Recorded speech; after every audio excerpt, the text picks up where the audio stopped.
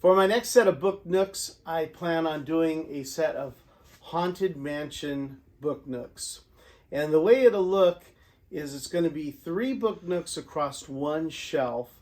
On one side will be the bride's attic, on the other side will be the seance room, and in the middle, the endless hallway. For this particular project, I did buy the official Disney branded Haunted Mansion diorama sets. This one includes 32 pieces. This one is 22. I have the seance room and I have the bride's attic. And for the endless hallway, I'm going to make that completely by scratch. But I really thought that this would give me a really good head start. Okay, so on these kits, there's parts of it that I really like and parts of it that I don't necessarily like so much. I do like these little parts here. This is the crystal ball holder, some small candles. I don't have to 3D print those.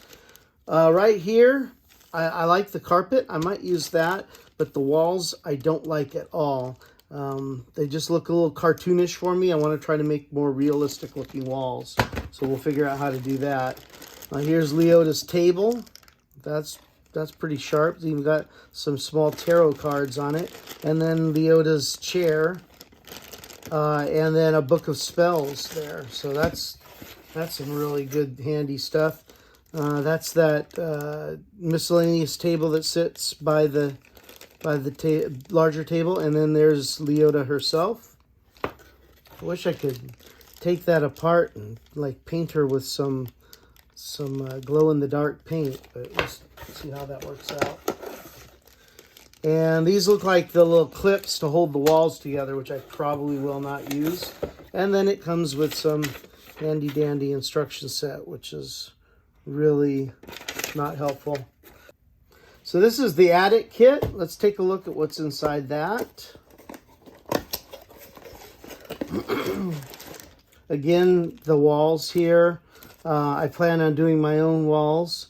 They'll be a good guide, but not something I'm really going to use much. And there's the clips for the walls.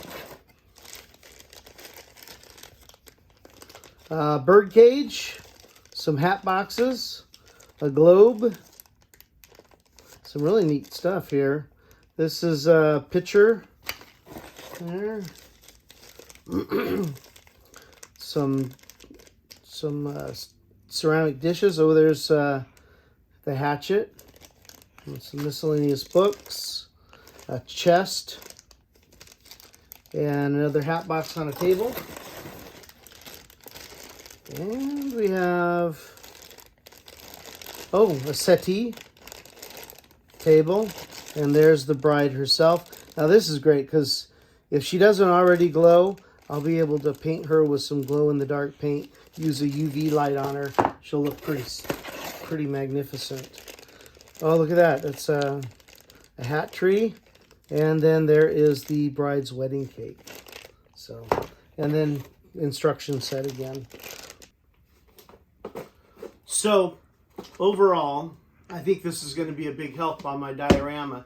Now, these aren't going to be your traditional book nooks, except for that endless hallway.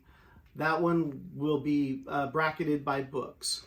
The bride's attic and Madame Leota's area are both going to actually be book ends, and I'm going to make them in kind of a semicircular fashion, and they'll push the books toward the center endless hallway.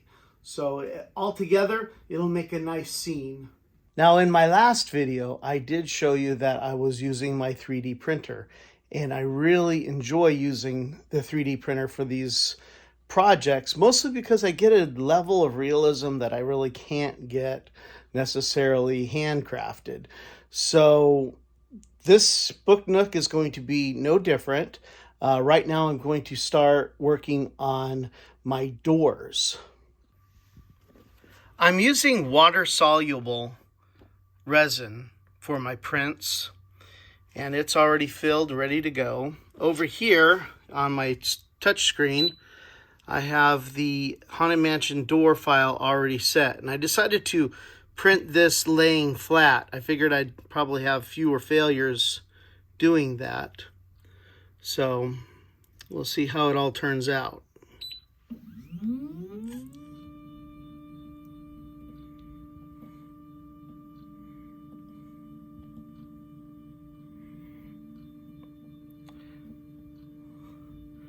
The computer's telling me I have about 19 minutes and it will print me out a door.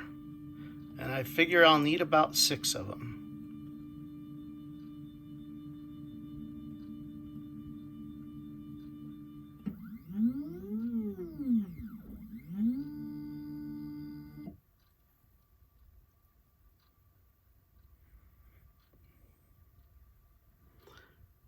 That's looking pretty good.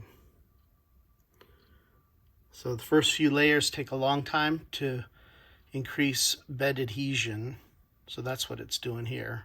It's taking its good sweet time. After about 5 or 6 layers, it starts going pretty fast. I'm back, and it's been 19 minutes. The print should be all completed. So we'll pull it off of the print plate, get it into the cleaner and curing station, and then see how it looks. Let's see what happened.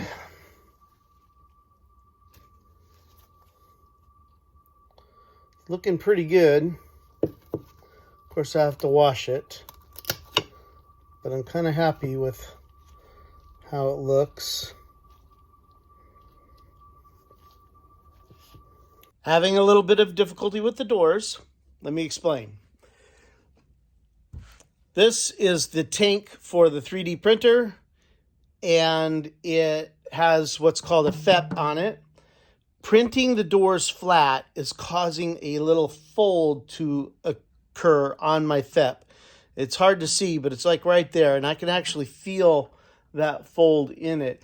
And it is being transferred to the prints, which is really odd. But my guess is that the fold in the FEP distorts the light in such a way as to create a problem with the print. So I bought a new FEP that it's a lot tighter, and I'm hoping that I won't get that fold. Here's the original print as I had downloaded it, and it really is a nice print. My problems with it are a couple.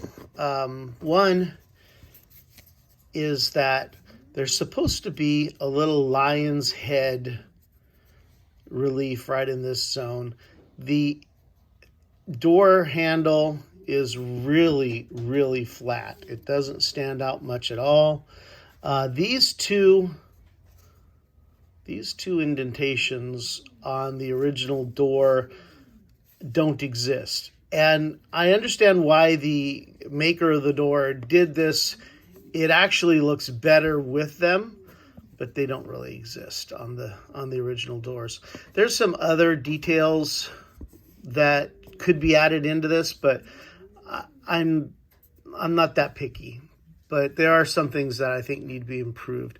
The dental work at the top wasn't very good. So we went to Blender, and this is what we came up with. Put in the little lion's head detailing there. And then we accentuated that door handle a lot more. So now it sticks out somewhat. Not a huge amount, but I think enough. The 2 squares at the bottom are now gone. And we added in these little corbels. The skeleton head corbels are added in, and they look fantastic. Now, to add those in, we had to extend out this piece right here so that they looked right. This caused a problem for us, though, because when you look at it from a sideways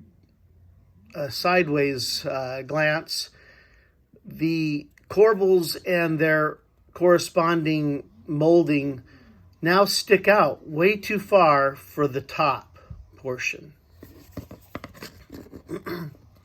So it was back to the drawing board. This is a failed print, and I want to point out the wrinkles in my FEP that you could barely see really show through on a three-dimensional print. Now I didn't apparently didn't wash this one well enough before I cured it, and as a result I cured a bunch of excess resin on it, so this was an absolute failure.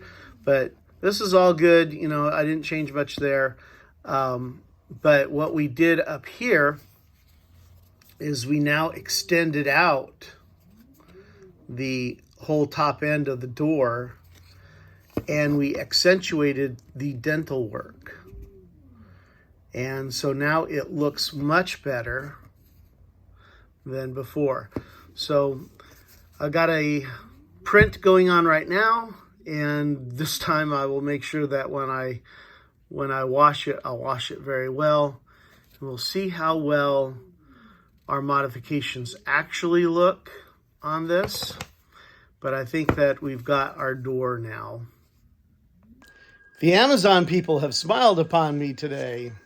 There we go. All right, let's open it up.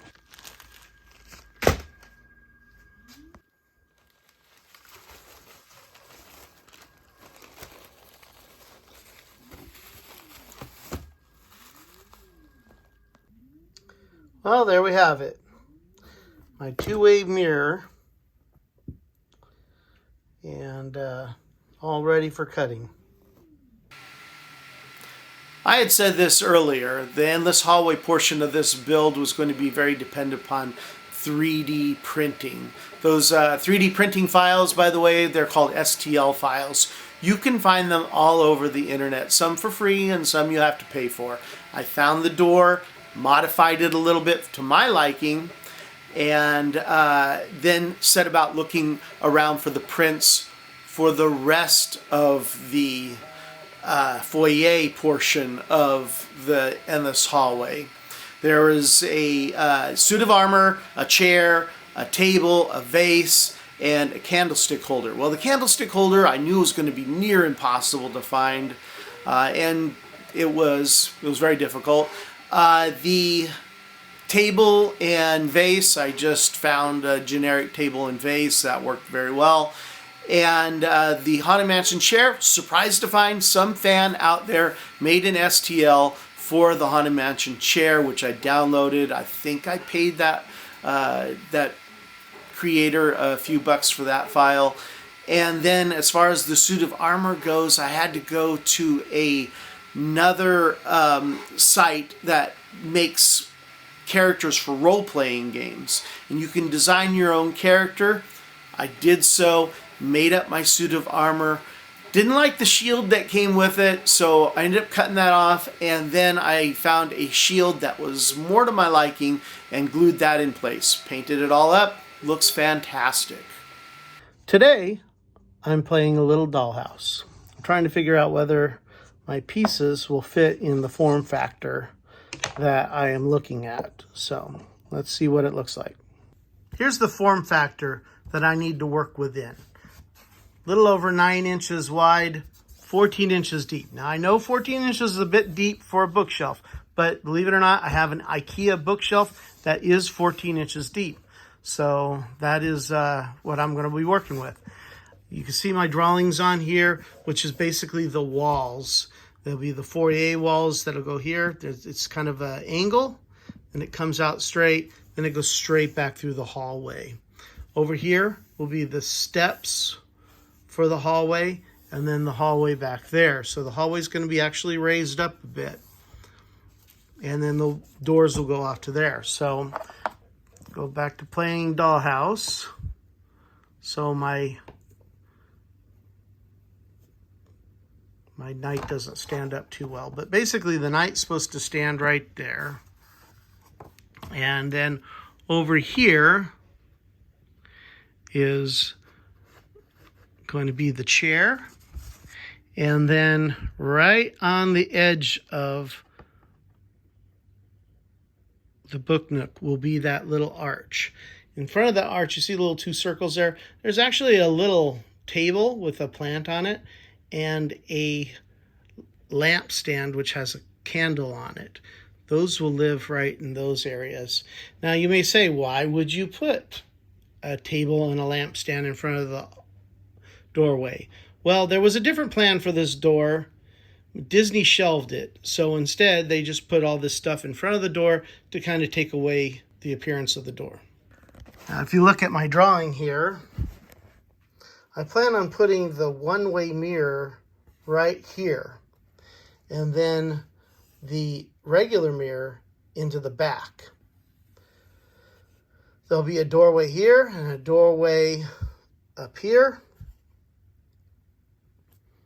like that, and in between them will be a chandelier.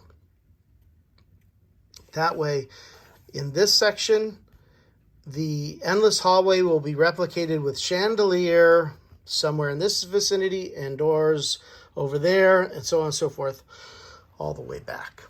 For the hallway, I cut a piece of foam that was the size of the diorama, and that will allow me an elevated hallway, and then a couple smaller pieces right here, which will become the staircase up to the hallway. Now, I made these little raised areas mostly for a purpose. I'm going to line up a piece of plywood along this edge and along this edge to make the hallway, but I want to give something for the plywood to adhere to.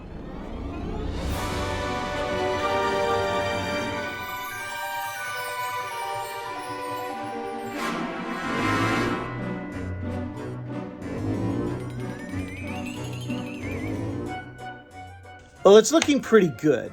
However, somewhere along the line, I missed the old adage, measure twice, cut once. Well, my little archway here, let's see if I can get that into the shot well. It is just too wide for the space I allotted for it. Since everything is already glued together, I don't have the ability to put it back in the Proxxon and cut it. So what I'm going to do here is I'm taping a straight edge to the foam, and I'll run a hot wire cutter just right down along the straight edge, and that'll give me a good enough cut. It'll all be hidden by wallpaper anyway, so not a big deal. So now I've got my cut made. I'll build up a new wall over here. The wall on this side will be on the outside here. My suit of armor looks pretty good right there. I'm happy with that. And then my chair situation will work out okay there. Now, it does look like I'm probably too tall, so I am going to do the same thing as I did with cutting this edge to lop off a chunk of the top here, so that I can make it a little bit shorter, because as you can see with my chair, it really looks way too tall.